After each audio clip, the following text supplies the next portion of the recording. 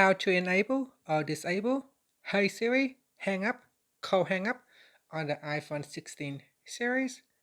First, let's return back to the home screen by swiping up at the bottom of the screen.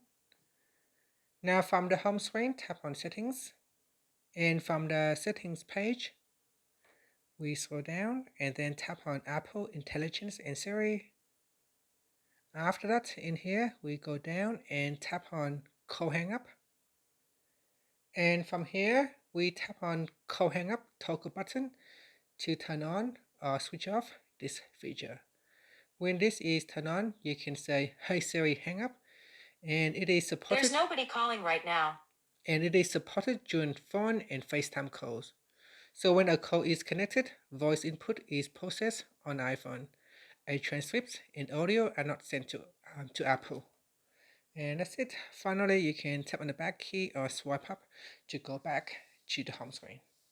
Thank you for watching this video.